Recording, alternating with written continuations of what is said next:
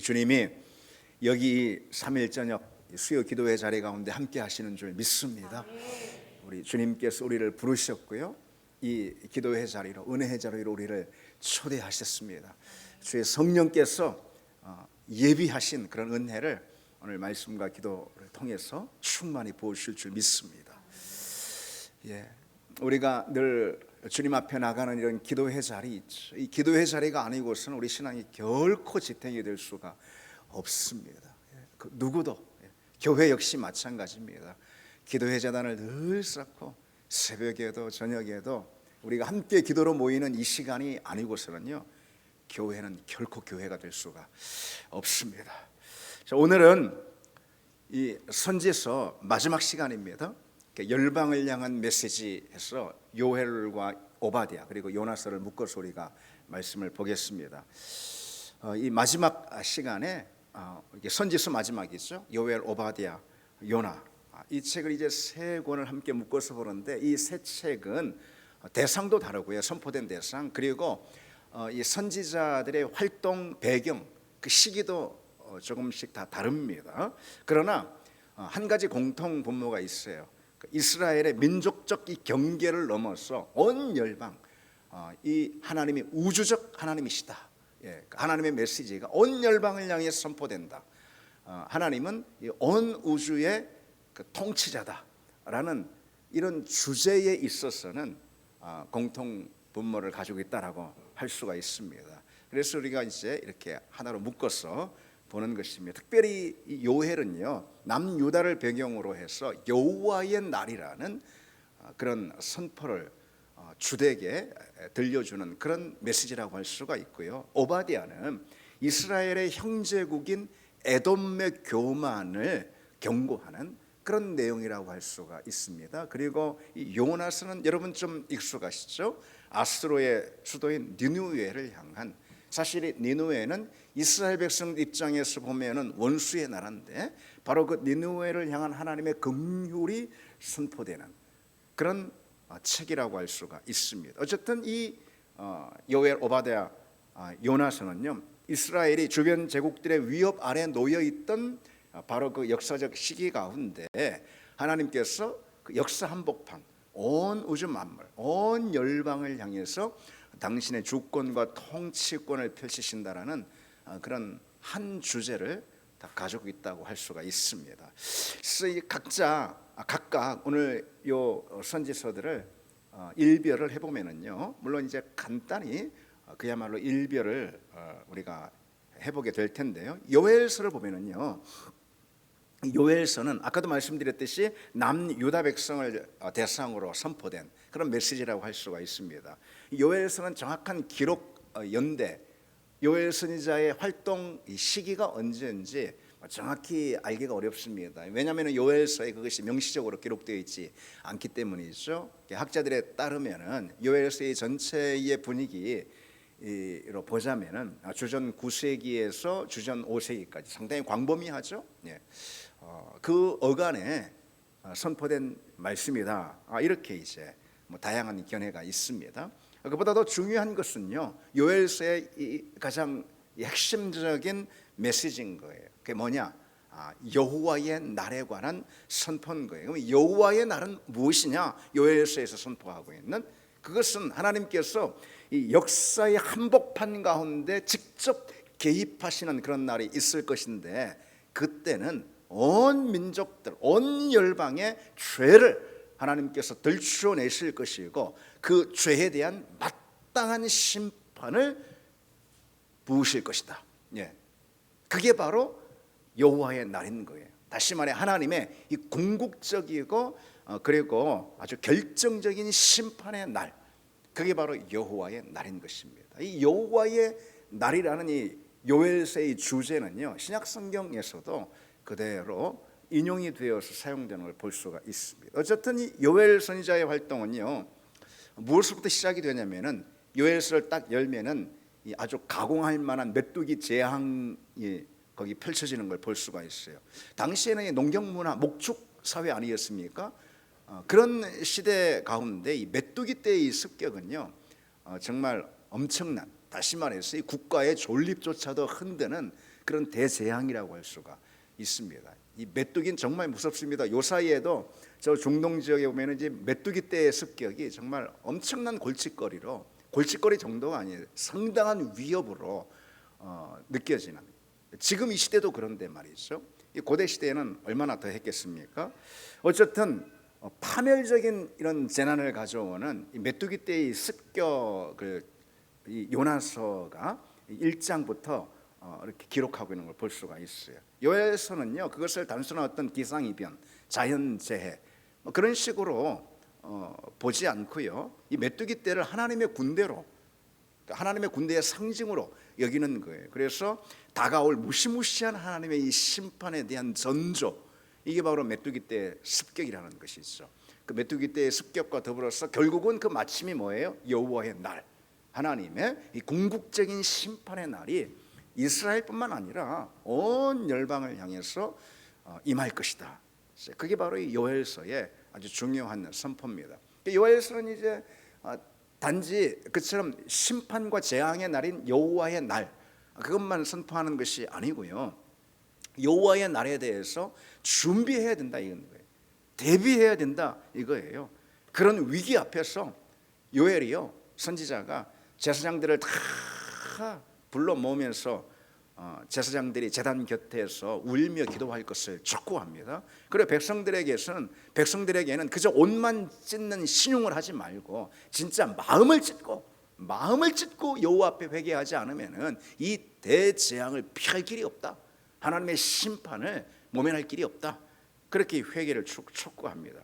그리고 그처럼 하나님 앞에서 진심을 다해서 마음을 찢으면서 회개하는 그들에게는 하나님께서 당신의 영을 만민에게 부어주실 것이다. 여러분, 요엘서의 이 대목은 잘 아시죠? 그렇죠? 사도행전 2장에 이 요엘서 말씀이 그대로 인용이 되잖아요. 만민에게, 회개하는 모든 사람이라면 만민에게, 이스라엘, 유다, 민족 구분 없이 모든 자에게 하나님의 영을 부어주실 것이다. 그 약속, 그 요엘서의 하나님의 언약이 언제 실현이 됐죠? 오순절이죠, 그렇죠?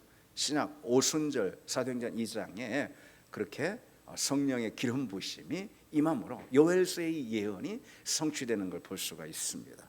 자, 오바댜서는요 구약 성경 전체에서 가장 이제 짧은 책입니다. 한 장으로 되어 있고 그것도 21절이 전부입니다. 오바댜의 예언은요 이스라엘이 아닌 이방 국가 에돔을 향한 그런 경고의 말씀인 거예요. 에돔은요 역사적으로 이스라엘과 매우 긴밀한 관계, 뗄래야 뗄 수가 없습니다. 원래 이 에돔은 에서가 세운 나라잖아요. 에서가 누굽니까? 야곱의 쌍둥이 형 아니겠습니까? 그게 뗄래야 뗄 수가 없는 그런 나라가 바로 에돔이고요. 다시 말해서 이스라엘의 형제 국가다 이렇게 말할 수가 있어요. 그런데 그 에돔이 말이죠, 훗날 이스라엘이 주전 586년에 바벨론에 의해서 이 이스라엘이 멸망할 때 말이죠, 유다가 망할 때 말이죠, 그때 이 에돔이 그것을 방조했다라는 거예요. 그것을 그냥 관망만 했다라는 거예요. 심지어는 동조까지 했다라는 것이죠. 자기 형제 이스라엘이 그처럼 무참히 저 간악한 제국인 바벨론에 의해서 침탈을 당하고 멸망을 당하는데도 불구하고 슬퍼하기는커녕 되려 기뻐했다. 그것이 바로 너희가 받을 하나님의 심판의 내용이다.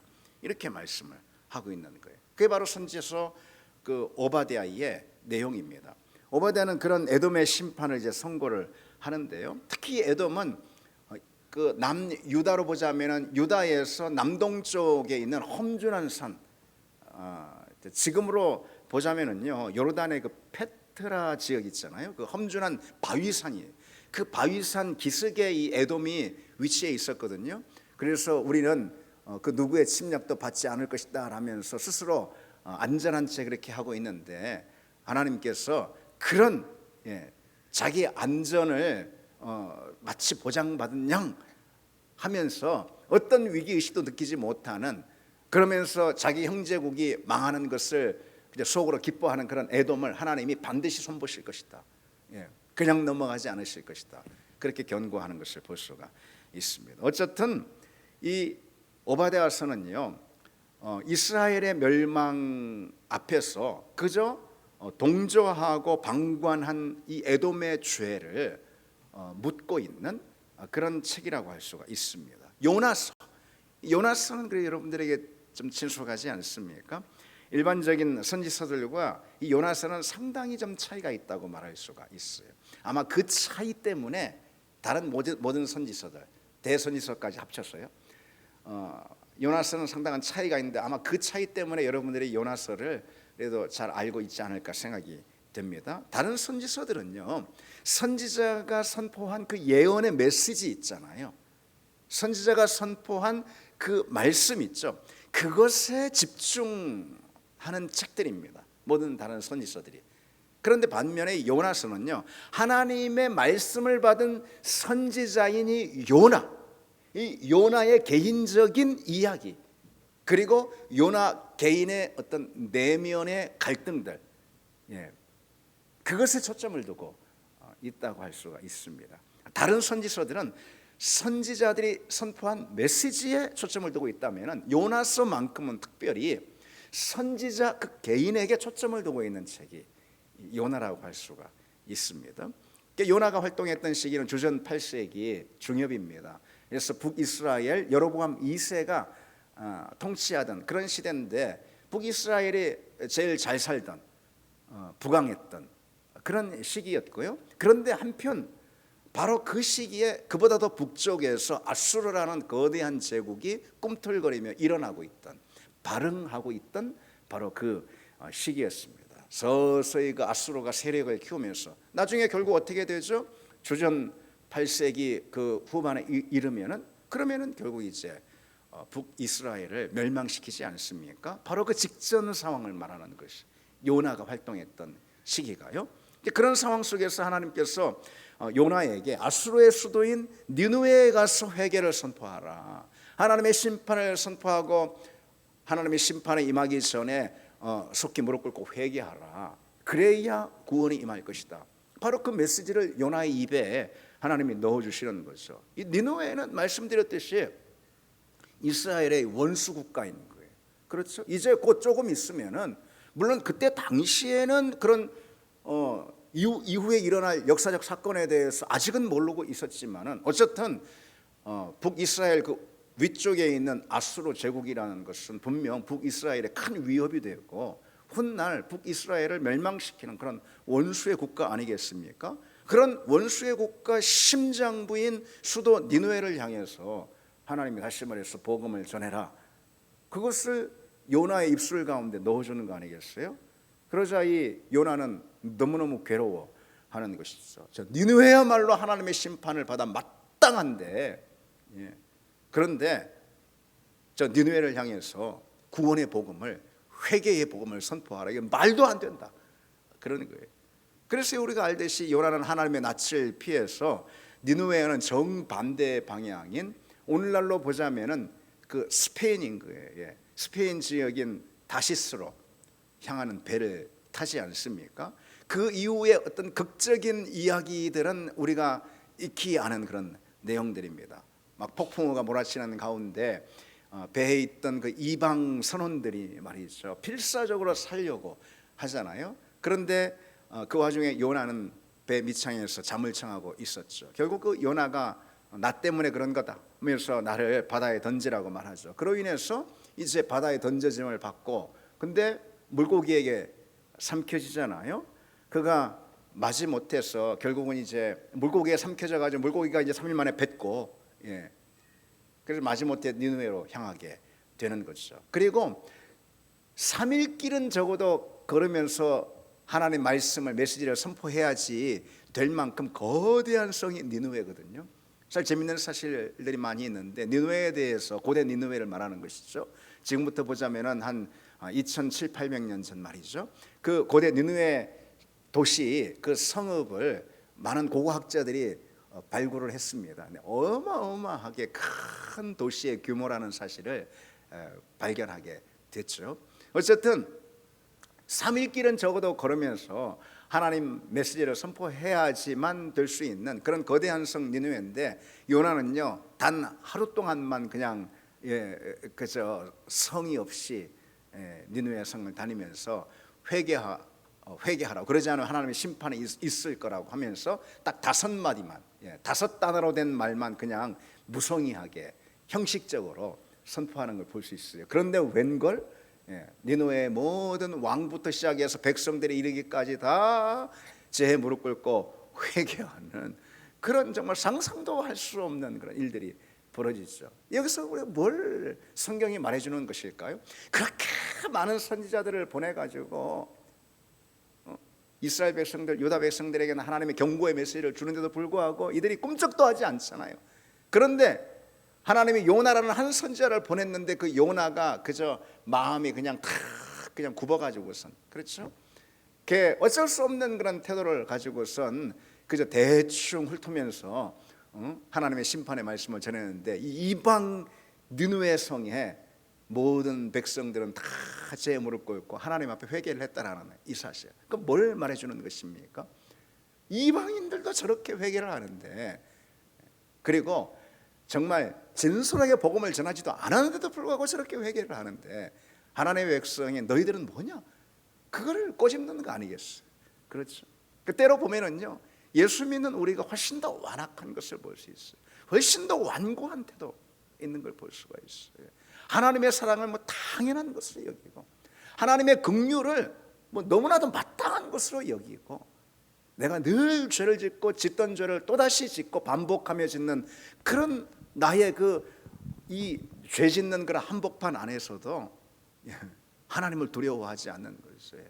어제의 용서가 오늘도 당연히 주어질 것이냐, 이런 완악한 태도 아니겠습니까?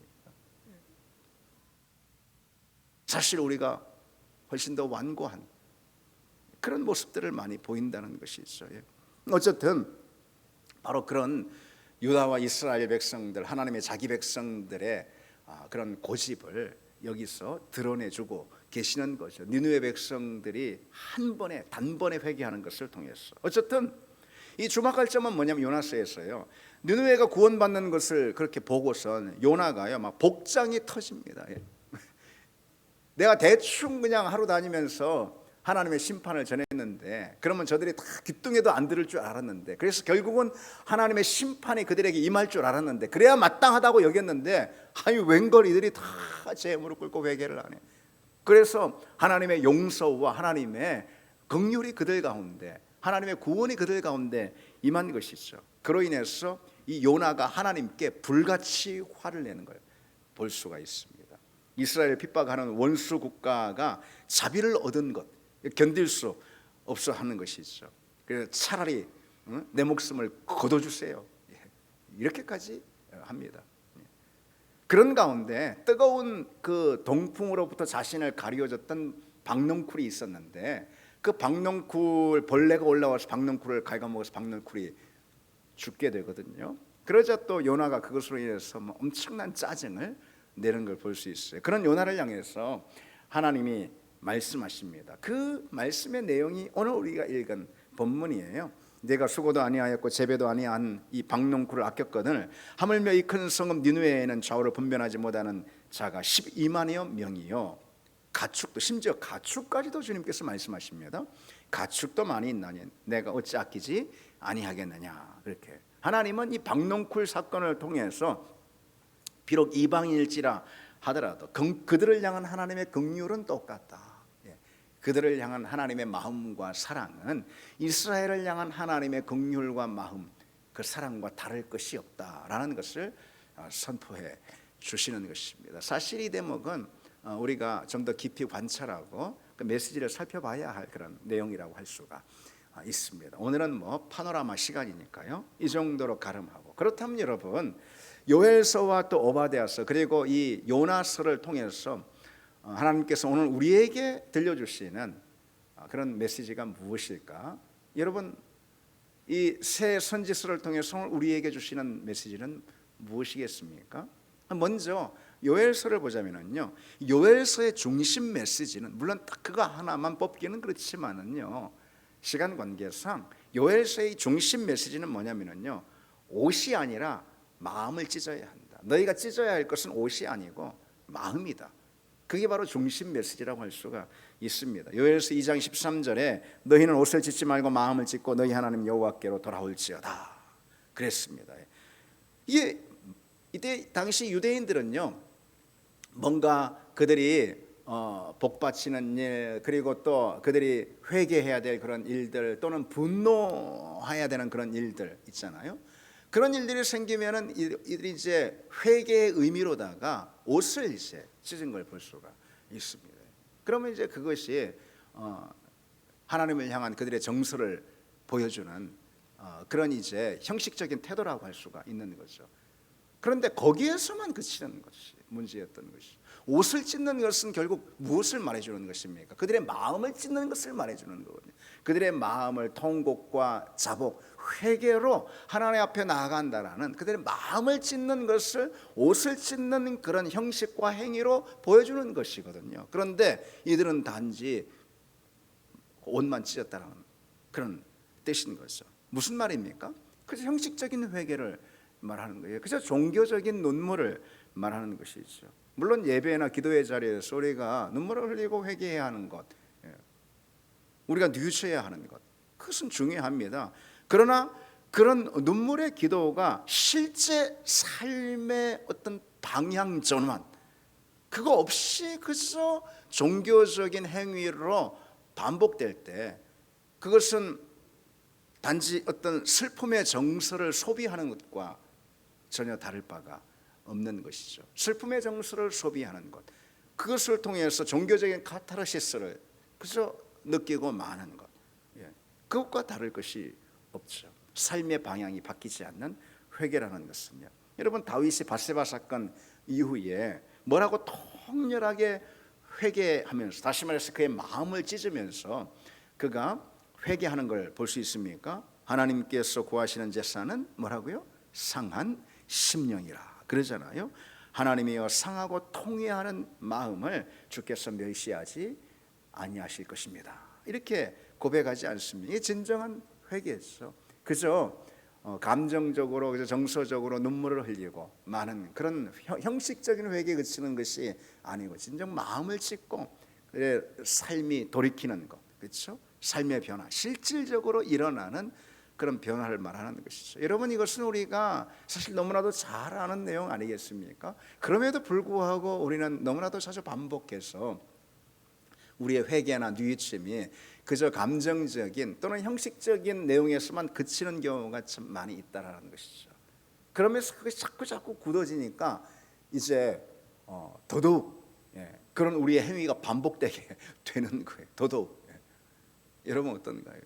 하나님은 우리의 회개가 진정 실질적인 삶의 변화와, 그리고 또 관계의 변화와 그 우선순위의 변화를 일으키지 않을 때 우리의 회개를 회개로 받으시지 않는다는 것이죠. 여러분, 우리의 회개가 그와 같은 진정한 회개, 하나님이 내 앞에 계시다라는 것을 인정하고 드리는 그런 회개가 되기를 바랍니다. 다시 말해서 우리의 회개는 날마다 우리 삶이 바뀌고 변화되는 회개를 의미하는 것이죠. 내가 주님 앞에 부족한 부분이 있으면 회개하고 어떻게 해야 되겠습니까? 더더욱 기도의 자리로 나와, 더더욱 예배를 철저히 예배의 자리에 나와야 하는 것이고, 더더욱 우리 일상의 자리에서 말씀에 순종하는 태도를 가져야 하는 것이고, 우리에게 손해가 있고 손실이 있다 하더라도 말이죠. 그렇죠?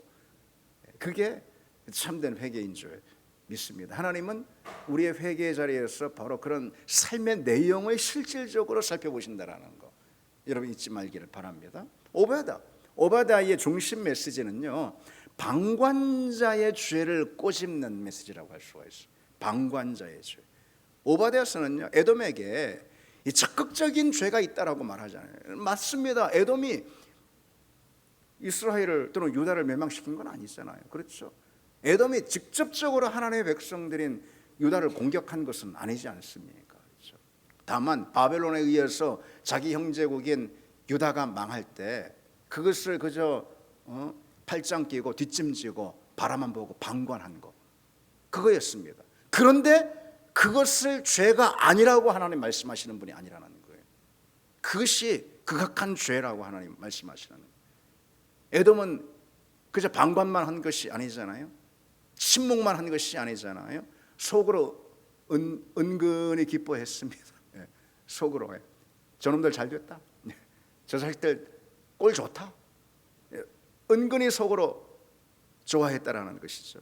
이것은 여러분 오늘 우리에게도 중요한 질문을 던지는 거 아니겠어요? 나와 가까운 사람 어려움을 당하고, 예, 그것이 무엇으로 인한 것이든 그들의 죄로 인한 것이든 또는 뭐 여러 가지 환경적인 요인으로 그런 것이든 무엇으로 인한 것이든 어려움을 당하고 문제를 만나고 시련을 당하고 상처를 받고 슬픔 가운데 놓여 있을 때, 그때 심지어 하나님의 버림받은 것 같은 그런 자리 가운데 그들이 있을 때에 은근한 만족감 가운데, 아니면은 뭐 적어도 그저 침묵하고 지켜보고 방관하는 거예요. 그 하나님이 죄가 아니라고 말씀하시는 분이 아니라는 것이죠. 하나님은 그것을 그저 두시는 분이 아니라는 것이죠. 그 죄는 오늘날 우리 모습 가운데 사실 우리 삶의 자리에서 더 두드러지게 드러나는 걸 볼 수가 있어요. 이 시대는 익명의 시대잖아요. 그렇죠? 무슨 뭐 갖가지 SNS 여러 가지 매체들을 통해 가지고선 다른 사람들 어려움 당한 것들, 뭐 심지어 뭐 우리와 가까이 있는 사람들이 어려움 당한 것들, 문제를 당한 것들, 그런 것들을 서로 끼리끼리 모여 가지고선 한낱 이야기거리로 그냥 소모해 버리는 그런 시대가 바로 지금 이 시대 아니겠습니까? 오바댜는 바로 그것을 죄라고 고발하고 있는 거예요. 교회 안의 갈등이나 분쟁 가운데서도 역시 마찬가지예요. 우리는 종종 뭐 내가 적극적인 화해자가 되는 것까지는 아니더라도 말이죠. 그래도 여러분 방관하고 그냥 침묵해서는 안 된다라는 것이죠. 하나님 우리에게 맡겨주신 일을 그 자리에서 우리가 해야 하는 것이죠. 그 사건과 교회 안에 일어난 여러 갈등과 분쟁과 어려움과 시련과 무엇이 됐든 말이죠. 하나님의 교회도 그런 일이 있을 수 있는 거 아니겠어요? 그것과 나는 전혀 상관없어 라는 그런 태도를 가져서는 안 되는 것이죠. 그건 방관자의 태도이고, 하나님은 그 방관자의 태도를 죄가 아니라고 말씀하시지 않는다라는 것입니다. 조금 더 다른 방향에서 말하면 여러분, 교회에서 진행하는 여러 사역들이나 아니면 적극적인 신앙 운동들 있잖아요. 그것이 무엇이 되었더니 역시 마찬가지입니다. 그것을 그냥 노상 무관심한 태도를 가지고 그저 아웃사이더에 계속 머물러 있는 것 역시 교회에서 진행하는 여러 하나님의 일들이나 사역이나 신앙 운동들이나 헌신하는 일들이나 이런 모든 것들 마찬가지. 그게 기도가 될 수도 있고요. 그런 일들에 방관자로 팔짱 끼고 옆에 남아 있는 것 역시 여러분 그것이 좋은 일이겠습니까? 그렇지 않다는 것이죠. 하나님은 다 그것을 눈여겨 보시는 분이라는 것이죠. 그래서 우리가 그게 어려운 일이 됐던 아니면은 뭐 여러 가지 하나님의 일이 됐던 교회 안에서 진행하는 그 모든 일, 그런 일들에 우리가 적극적인 참여자가 돼야 한다라는 것이죠. 방관자가 돼서는 안 되는 것이고, 그것 역시 하나님은 죄로 물으신다라는 이 사실을 우리는 오바댜서를 통해서 그 메시지를 우리가 얻을 수가 있습니다. 마지막으로 요나서를 보시면은요, 요나서의 중심 메시지는 여러분 무엇일까요? 요나서의 중심 메시지, 사실 요나서는 1장부터 4장까지 우리가 찬찬히 살펴보면서 매 구절마다 우리는 중요한 메시지를 얻을 수가 있습니다. 그러나 우리가 한 가지만 얘기한다면은 요나서의 중심 메시지는 내 안에 편견을 허물라라는 거예요. 내 안에 편견을 허물고 하나님의 시선으로 모든 걸 볼 줄 알아야 한다는 거예요. 나의 시선이 아니고 나의 경험과 지식, 나의 생각에 갇힌 그 좁은 시선으로 무엇인가 보는 것이 아니고, 그것이 하나님의 일이 됐든 그것이 이웃이 됐든 그걸 보는 것이 아니고요, 하나님의 시선으로 봐야 한다는 거예요. 무엇을 보든 말이죠. 그게 요나서의 가장 중요한 메시지라고 할 수가 있습니다. 요나처럼 여러분 우리에게도요 도저히 용납하기 어려운 그런 사람들이 있을 수가 있어요. 내 편에서 내가 볼 때는, 내 눈으로 볼 때는, 내 생각으로 판단할 때는 도저히 용납 불가한 사람들이 있어요. 요나의 입장에서 니느웨가 그랬듯이 말이죠. 그렇죠? 요나 입장에서 이스라엘 백성들 입장에서 니느웨는 적 중에 적 아니겠어요? 원수 중에 원수 아니겠어요? 그러나 그 시선을 더 넓혀보면은요, 하나님의 시선으로 넓혀보면은요, 단지 적이 아닌 거예요. 단지 원수가 아닌 거예요. 그들도 하나님의 긍휼이 필요하고 하나님의 메시지, 하나님의 말씀이 필요한 그런 백성들이라는 것이죠. 그들도 긍휼이 필요한 불쌍한 존재들이라는 거예요. 그런 시야를 우리가 가질 수 있느냐, 그게 바로 요나서가 우리에게 던져주는 중요한 질문이라고 할 수가 있습니다. 오늘 우리에게도요, 말씀 우리가 나누고 있듯이 도저히 내가 용납할 수가 없는 그런 나만의 니느웨, 나의 니느웨가 존재할 수가 있습니다. 그러니까 하나님은 그러나 그가 나의 니느웨인데 그런데 하나님은 그가 하나님의 긍휼이 필요한 존재로 우리에게 말씀하실 수 있다라는 거예요. 여러분 어떠십니까? 그때 우리는 요나처럼 매우 괴롭고 하나님의 그 말씀만큼은, 다른 건 모르지만 그 말씀만큼은 내 거부하고 불순종해야겠습니다, 그런 태도를 가질 수도 있는 것이죠. 니느웨는 오늘 우리에게 여러 가지 얼굴들로 나타날 수가 있습니다. 그것은 거창한 어떤 대단한 대적, 원수, 내 앞에 원수, 그런 것이 아니라는 거예요. 매주 같이 예배를 드리는, 그래서 우리가 늘 마주치는 우리 가까운 사람들, 우리 교우들, 심지어 그 가운데 내 입장에서 볼 때 니느웨가 있는 거예요. 나의 니느웨가. 나와 기질이 달라가지고서 매사에 부딪히는 그런 성도가 있을 수 있고요, 사역의 방향이나 방식에 대한 생각과 의견이 참 많이 달라가지고요, 끈끈이 부딪혀서 마음 편치 않는 그런 사람이 있을 수 있는 것이고요, 성격이 맞지 않아가지고 나의 자연스러운 마음으로만 보자면은 자연스럽게 거리두기가 그냥 되어버리는 그런 사람도 있을 수가 있는 것이고요. 오랜 세월 함께 봉사해오고 오랜 세월 함께 한 교회를 섬겨왔지만은 유독 마음이 열리지 않는, 있습니까 여러분? 지금 그게 무슨 소리지? 여러분들이 모르시길 바랍니다. 어쨌든 혹 있습니까? 그런 사람들이? 일마다 나와 입장을 달리 해가지고 은근히 불편한 마음을 지울 수가 없는 그런 사람들. 굳이 내가 그래 미워한다, 서로 우리가 미워하고 있다 라고 말할 수는 없지만은 마음의 문을 조용히 닫고 지낸 지가 오래인 그런 사람들, 좀처럼 열리지 않는 그런 사람들, 어떻습니까 여러분?